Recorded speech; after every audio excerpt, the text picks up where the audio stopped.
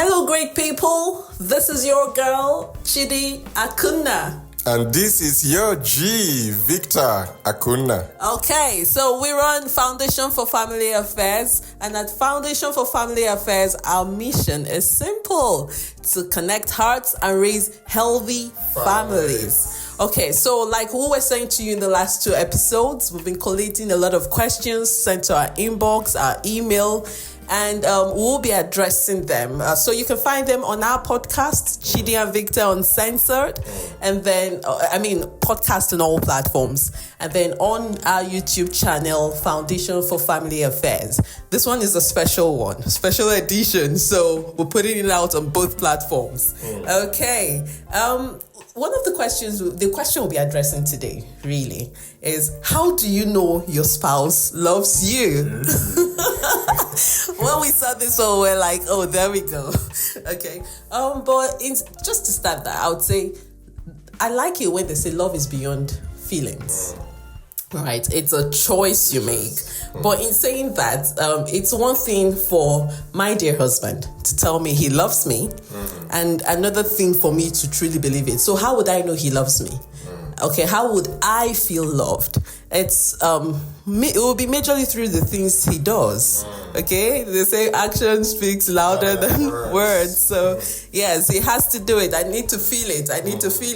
So I was just thinking that sometimes, just to add to what you said anyway, the phase of marriage where you're at also can impact how you look at love, how you define love. Right? Because what will make you feel that your spouse loves you is not what they think, it's how you feel. All right, so sometimes, my wife may think that she is loving me, but if I don't feel loved, she needs to reevaluate. Why? Because I am the one on the receiving end. That's right. It's like in a business. You are not the one that will say we are a fantastic business. Your customers are the people that will say that. So the key thing there is as you move from that phase of honeymoon to a more mature phase, your love may evolve over a period of time. So how you define love may actually evolve. Okay. So that's what I want to emphasize. I like the twist you brought there. What we have decided to do is analyze a few points that you can consider, and that's just to keep this short. Otherwise, we're going to have a long session. Okay, and the first point I would want to put out there is that my thoughts and opinions are treated with respect. My thoughts and opinions are treated with respect. For us, it's a family value that everyone's thoughts, ideas are respected. Okay? When we say respected, are considered. Bear in mind, my thoughts and opinions may be different from my husband's on an issue, but it matters how you communicate it, and it matters how he refuses to accept it, right? You say this sometimes. You're just quick to say, "Oh, I disagree with that." There is a way to disagree and still be inclusive in your disagreement, so the other person doesn't feel like what I just shared doesn't make sense. So we're talking about how I feel loved.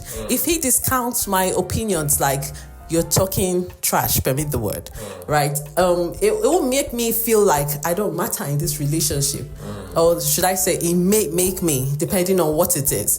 Okay, so we need to get to that point where, even though we, first of all, accept that we're not going to be the same we're not going to have the same ideas on every matter. And that's okay. That's perfectly okay. Yeah. So, but it matters how we differ as well. Okay, that I am still inclusive, and this is very important. Even wherever you find yourself, even at work, there's a way you disagree with your colleagues that would still make them feel like, oh, I have a buddy in this person.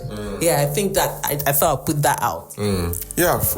While you were saying that, what just came to my mind was, sometimes guys who we coach approach us and say, it's interesting how I will share an idea or a point of view with my wife and she would disagree with it. And somebody somewhere shares the same idea and she will say, yeah, that's the best thing I've heard about since sliced bread. No, I don't think that's a way of communicating that you love your spouse, like you were saying, How you listen it doesn't matter that we are not saying that you should accept everything, but how you differ, how you even if it's an opinion that you don't agree with, that's the way you communicate it. It's very wrong for you to communicate in such a way consistently over a period of time whereby your spouse become agitated anytime they want to differ, because you're like, you know what, just to avoid any issues, all right, that's fine, just do you, whatever when someone begins to say that to you over a period of time, they are entering into their shell, and that's not very good for you. And that's not a way people feel loved. People want to feel loved, and people want to be in an atmosphere where they can get to be themselves, they can get to share their thoughts, and that's a way of building intimacy. You won't be, I won't feel that you are intimate if I can be vulnerable with you and really share what I think, even when I disagree with you. And that's one key thing that helps me, or maybe some other people, feel loved, when they can really be themselves and really share their thoughts. Okay. Yeah. Fantastic. The other point we wanted to talk about is, one of the ways people feel loved, or I feel loved, is that my wife helps me to call me to a higher standard. Now, whoever I am, what I've evolved into today has never been like this since, over a decade ago since we met. She's called me to a higher standard, high, achievement standards to, when you have someone in your corner that is your cheerleader and is constantly cheering you on, constantly inspiring you, constantly, you want to please her, you want to achieve more, you want to conquer, you want to climb to a higher mountain. And that's one thing. When you see that that respect, that that admiration in her eyes for everything that you are. One of the best way was the day I graduated my PhD. I could see that look. You feel like, man, she was a part of that journey. It was not just about me; it's about her as well. So when you have someone who looks up to you and you want to keep stretching, you want to keep getting better, becoming a better version of yourself. And sometimes she calls you to, maybe the way you presented this was not the best way. I would have thought that you look at it this way. Someone that helps you to see your blind spot that you might not, and then, discusses those blind spots with you in a way that helps you to see what you can do better next time. That is really, really important for me personally. Yeah, I like that. You are my Superman. You are my Superman. Yes, but you do the same to me.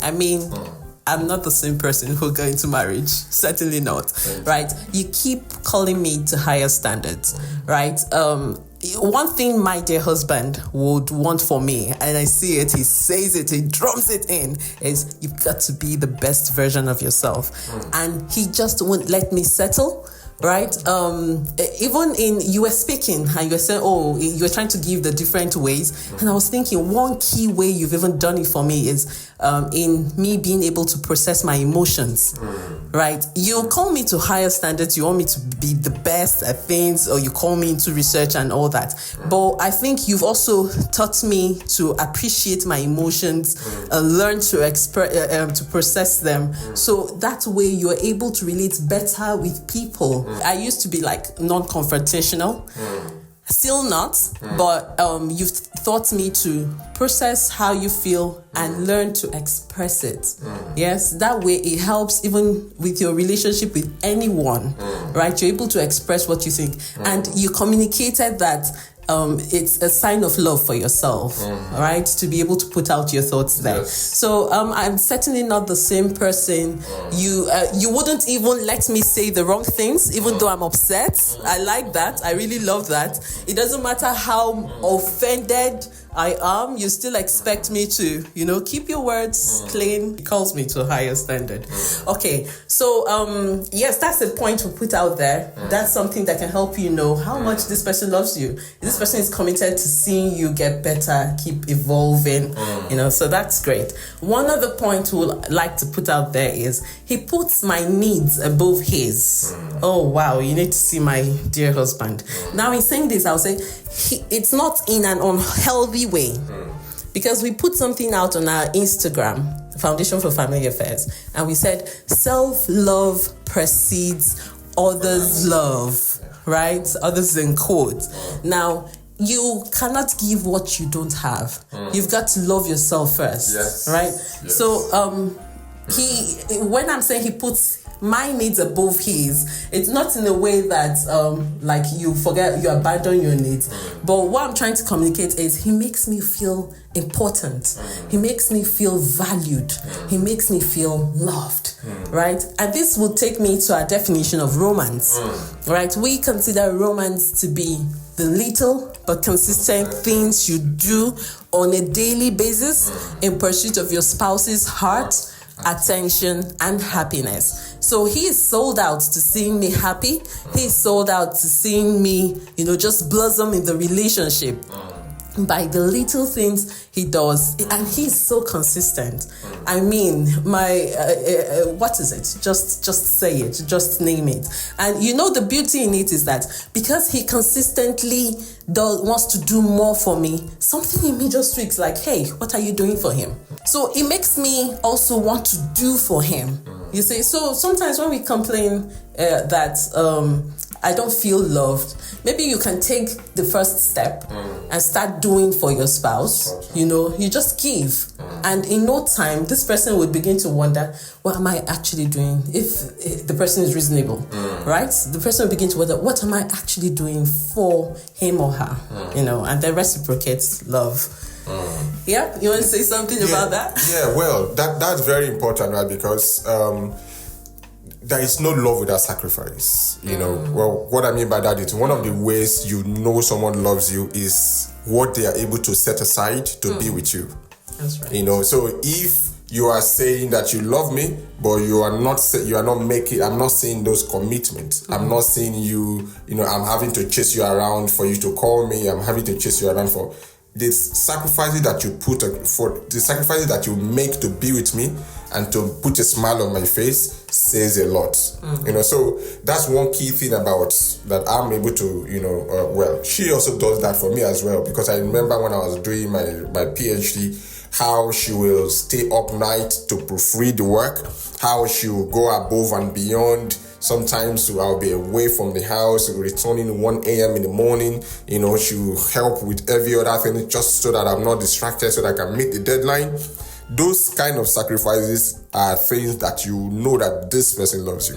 This person is able to put her own convenience, her own comfort aside just to help you to be able to hit the target. All right, so people don't forget those kind of sacrifices, and now I've never forgotten it. You will never forget it. I will never forget I'll keep making you never forget. Okay, so the next point I think I would like to share is, I scratched it a bit at the start, is how I feel in his presence, right? And in saying this, in one of our YouTube videos on YouTube, we're talking about this. I can't remember which one now. And we're saying it's not about, I think, reasons your spouse may be unhappy. You can find it on YouTube. And we're saying it's not always nice when your spouse feels intimidated in the marriage, in the relationship. It's not a good thing, right? That this person cannot express herself the way she should. You just make people feel less, right? And that's not a good sign of love. Sometimes it could be like, oh, I'm trying to protect her, I'm trying to shield her, but dude, that's coming across in an intimidating way, and you don't realize it. And sometimes some women, because they may not be seeing the wrong in it, will take that and not realize that it's making them shrink. Right? People should blossom in your presence. We should allow people, give them room to blossom, to grow. So that's another great point. Your ability to feel, when you spend time with someone, you can be yourself. You can share your innermost thoughts, your innermost concerns, your dreams, your aspirations. Those are the things that help people to build connection and build vulnerability. Very, very critical. So that's how I feel loved. I can share some thoughts with my wife without really feeling like, she's going to use it against me. Very important. Not maybe when we disagree on something, she can bring that up, or something that I've been vulnerable with, and then you notice that she's discussing with some other people. All right, so that's how one of the ways I feel loved. Very, very important. And the final point that I want to share is how quickly she forgives. Why? Because sometimes people are unable to move to the next phase of their marriage because they are still holding on to some baggage without even knowing. You just know that you can't remember what the issue is, but that emotion is still lingering. How quickly she forgives some of the time when I err, how quickly she forgives, and we can address this and move past them. It's one of the ways that she's been able to prove that she truly loves. Okay, so the last point I would just throw in myself is that you always look forward to spending time with me. I love it. Okay, so in conclusion, just to wrap this up, there's a video on our YouTube channel, signs that your spouse may be unhappy, right? Because some of those signs, I think, are indicators that they don't feel loved. Right, so you may want to see it and then just see how we can get things going. Until we come your way again, please follow us subscribe to our podcast, follow us on YouTube, Foundation for Family Affairs, and on Instagram, Foundation for Family Affairs, and let's keep the conversation going. All right, bye from us.